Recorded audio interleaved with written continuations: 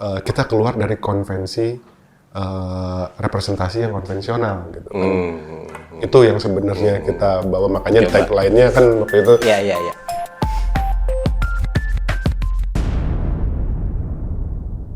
Yuk, Ceklekers, kita ngobrol lagi ya, lanjut. Event yang memang sedang tergelar di Ruang Dini sendiri, yaitu Road to Bandung Photo Triennale. Dengan tema Welcome to the Machine. Ini kayak rock progresif. Tah, eta kunaon tah? Oke, tema besar Welcome to the Machine sendiri ini kan sebenarnya ya ini kelanjutan sih sebenarnya dari Road to Bandung Photography Triennale yang pertama. Jadi yang pertama itu kan temanya Invasion of the Lens, Culture Resistant and Aesthetics.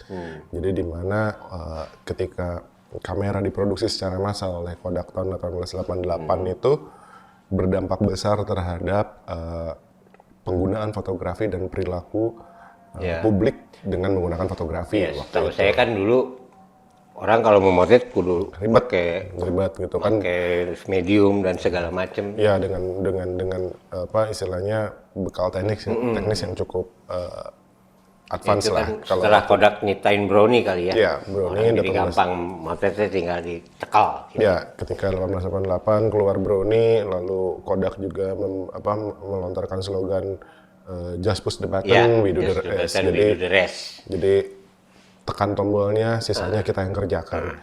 Di situ kemudahan dan instanisasi fotografi itu kan dimulai, dan juga fotografi masuk ke ruang-ruang yang amat sangat privat waktu itu.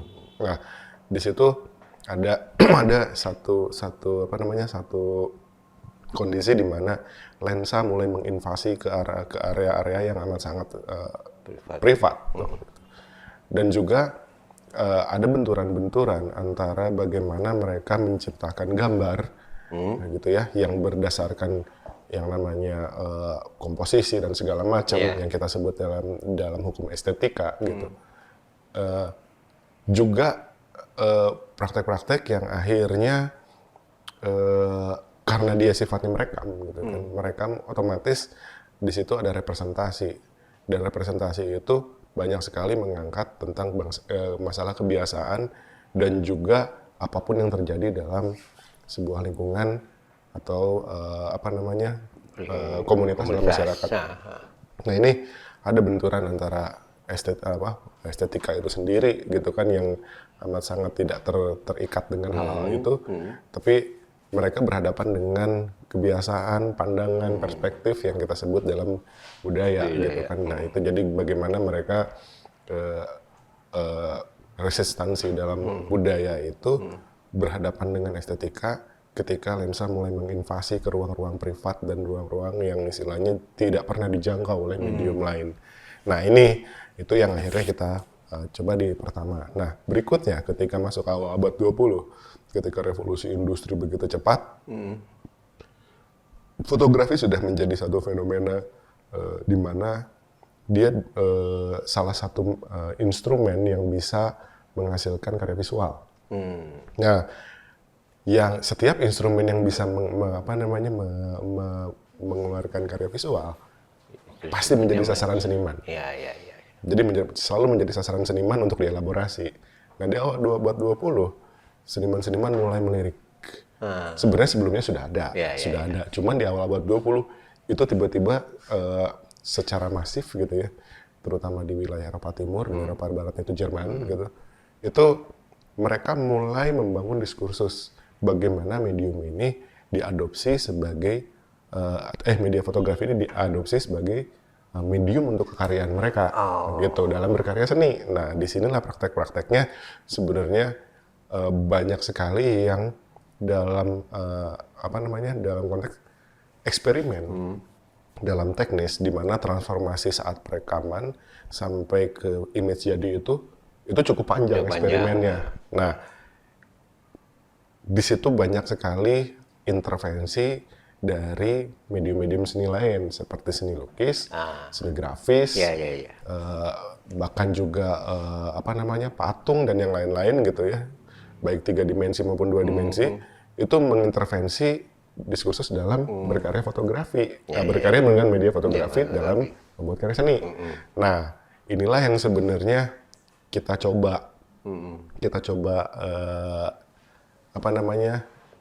lanjutkan dari yang awal ini, dan sekarang kita maju ke fenomena awal abad 20 yang pada dasarnya juga kita mengalami siklus yang kurang lebih sama.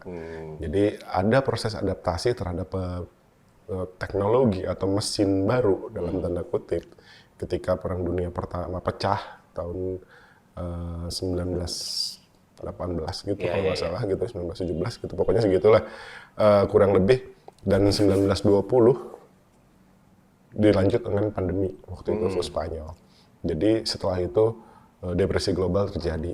Nah, pada saat depresi global terjadi itu bagaimana mereka beradaptasi dengan industri, mereka beradaptasi dengan sistem baru, itu menjadi satu fenomena yang kurang lebih mirip dengan yang kita hadapi sekarang gitu. Tadi mirip kan, ada pergerakan, ada pandemik juga ya, flu.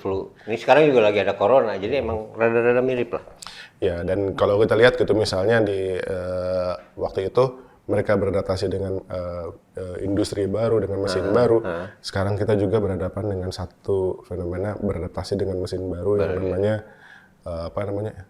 digitalisasi dalam berbagai hal gitu. Kita sekarang kuliah dari rumah, gitu, terus kita belajar dari rumah, kita bekerja dari rumah, kita semua berjarak gitu. Nah, ini ada satu sistem baru gitu setelah era pandemi ini terjadi, kurang lebih sama.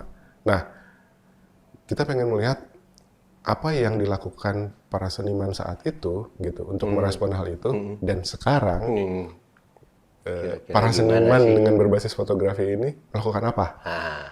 Dan juga kalau kita lihat kenapa, terus pertanyaannya kenapa cuma fotografi? Gitu kan yang diperhatikan. Karena pada dasarnya fotografi itu adalah media yang lahir memang di era mesin. Dia anak dari revolusi industri itu sendiri.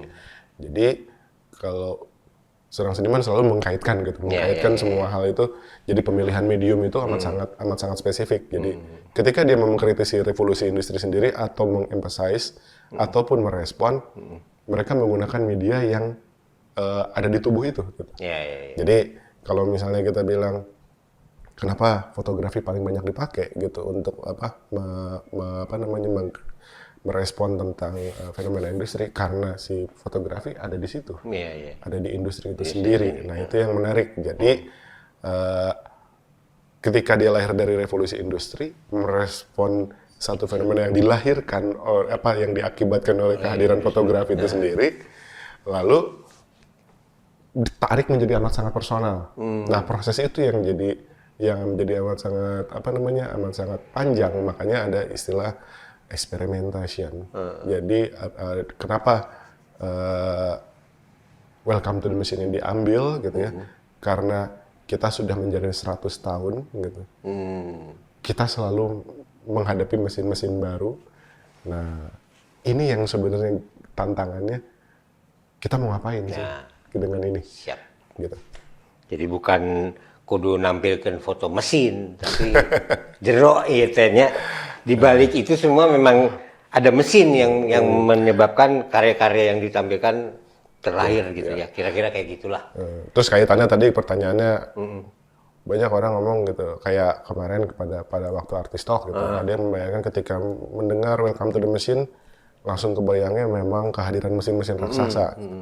Tapi juga kalau yang suka dengan musik progresif, pasti langsung ngeliatnya dengan, wah ini judul lagunya Pink Floyd gitu kan.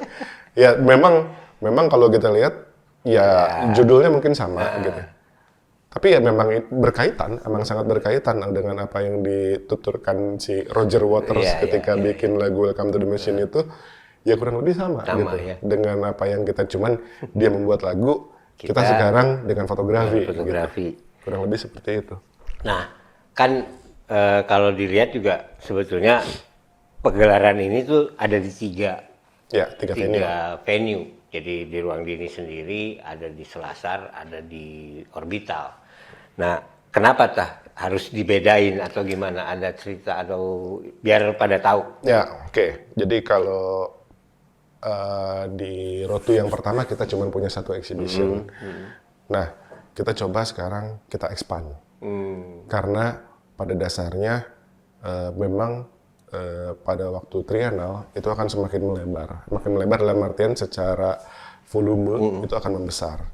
Nah, untuk yang kedua kita coba expand. Expand secara venue dan juga expand secara praktek.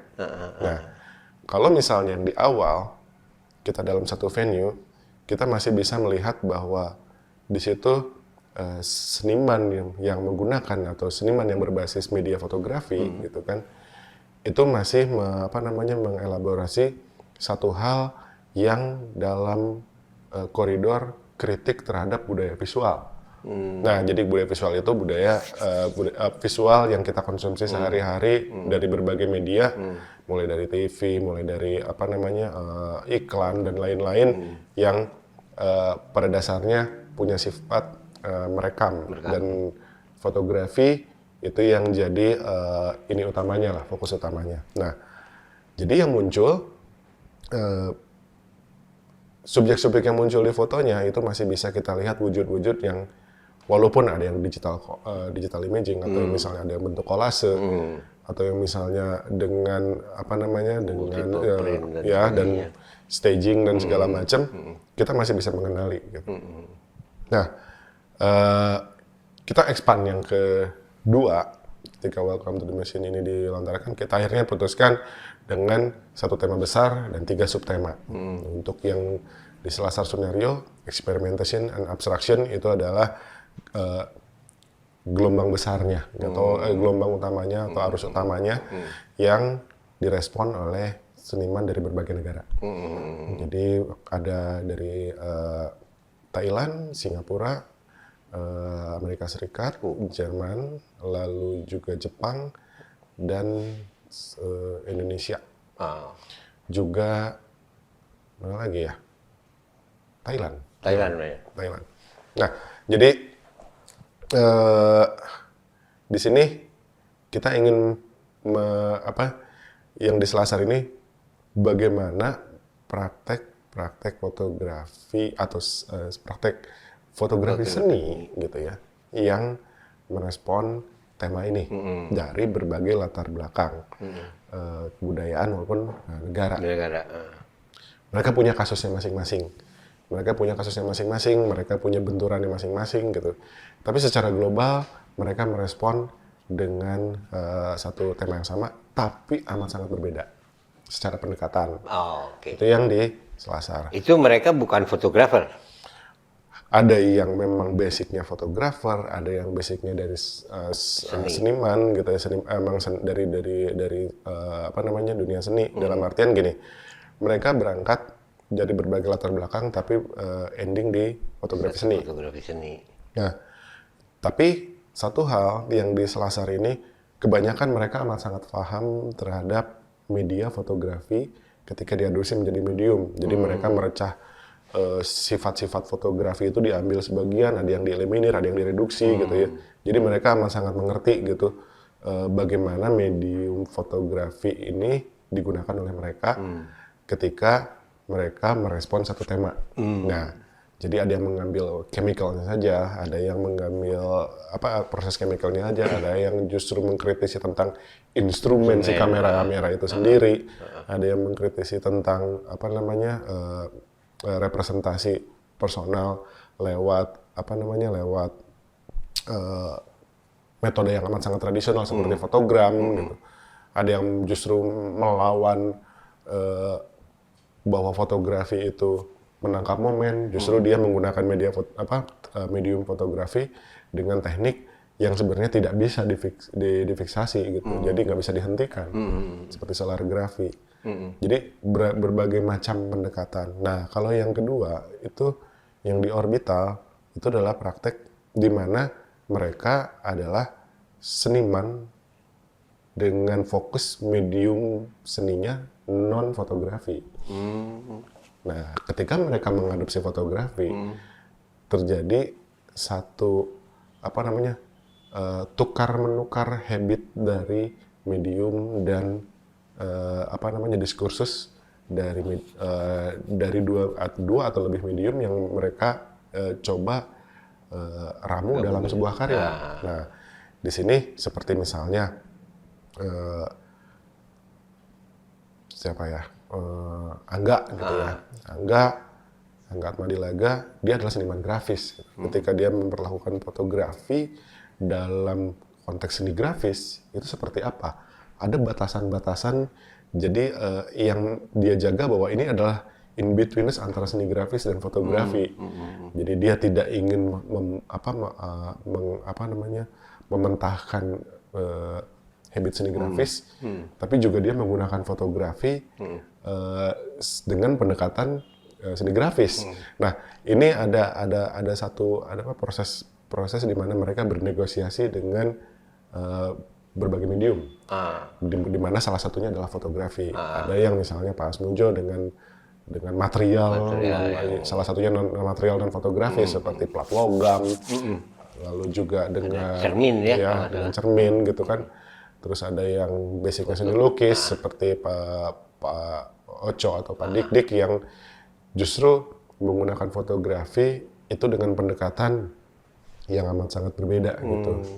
Nah, kalau yang ketiga di Ruang Dini ini mereka basicnya adalah praktisi fotografi gitu, yang mungkin di awal punya proses penguasaan teknis. Penguasaan teknis, baik instrumennya dari mulai kamera hingga kamar gelap gitu ya. Nah ini yang membedakan bahwa kalau yang di Selasar itu seperti konfigurasi dari berbagai kebudayaan untuk merespon si medium fotografi terhadap fenomena Welcome to the Machine itu sendiri. Terjadilah proses eksperimentasi yang melahirkan sebuah abstraksi. Makanya judulnya Experimentation and Abstraction. Nah, kalau yang di Orbital itu mereka mercah DNA fotografi, lalu diambil sebagian untuk dihibridkan. Makanya dikasih judul atau subtemanya Genix Defragmented, di mana gen-gen ataupun DNA fotografi dan DNA medium lain itu dikawinkan, difragmentasi, jadi digabungkan. Nah, kalau yang ketiga, basicnya adalah mereka praktisi fotografi, tapi yang keluar dari konvensi fotografi dokumentatif. Dalam artian, di sini ada proses transformasi dalam proses darkroom, entah proses dalam digital, entah proses pada saat pemotretnya, bahwa dia tidak lagi mengadopsi apa yang kita potret, apa yang kita lihat, tidak seperti itu lagi. Instrumen dipush menjadi satu alat untuk mengeluarkan apa yang ada di dalam kepala. Bahwa bahan mentahnya ada gitu ketika merekam, tapi akhirnya tidak seperti itu. Ada proses transformasi di mana pada saat memotretnya, setting kameranya seperti apa, ada kontrol yang lebih dari sekedar hanya menekan tombol. Ada proses di darkroom, ada proses juga ketika mereka melahirkan dalam image-nya seperti apa, konfigurasinya seperti apa. Di situ ada. Jadi kenapa dikasih judul Vision Overdrive? Overdrive itu selalu dikaitkan dengan menghiperbolakan atau melebihkan, tapi dengan penggunaan instrumen gitu. Jadi bukan melebih-lebihkan dalam artian omongan, tapi dengan menggunakan instrumen dia menambahkan sesuatu di sana. Menambahkan di sini bukan harus menambahkan subjeknya, tapi menambahkan makna yang melebihi dari saat kita motret itu sendiri. Nah, ini yang membedakan. Jadi kita pengen mencoba dengan tiga venue ini menawarkan kepada publik bahwa praktek fotografi bisa berangkat dari manapun, gitu ya. Tapi yang harus ditekankan di sini adalah bagaimana setiap personal itu menguasai mediumnya untuk melahirkan satu image, dan juga kita keluar dari konvensi representasi yang konvensional gitu kan. Itu yang sebenarnya kita bawa, makanya tagline-nya kan waktu itu. Iya. Tagline-nya kenapa kamera tidak bisa melepaskan belenggu dari representasi konvensional, itu yang kita adopsi, kurang lebih seperti itu. Nah, jadi Cekrekers itu sedikit cerita tentang apa yang ada di gelar di sini. Sayangnya memang eventnya sendiri udah lewat nih pas Cekrekers nonton, tapi bisa dilihat di Instagramnya kali ya, ada ya. Instagram dan websitenya ada. Ada websitenya juga, Bandung www.bandungfotografitriennale.com. www.bandungfotografitriennale. Nanti kalau penasaran sama ulasan tadi, lihat aja ke situ. Oke, kita ngopi dulu. Seperti biasa, kopi dari Morgi, enak. Sampai ketemu bahasan yang lain.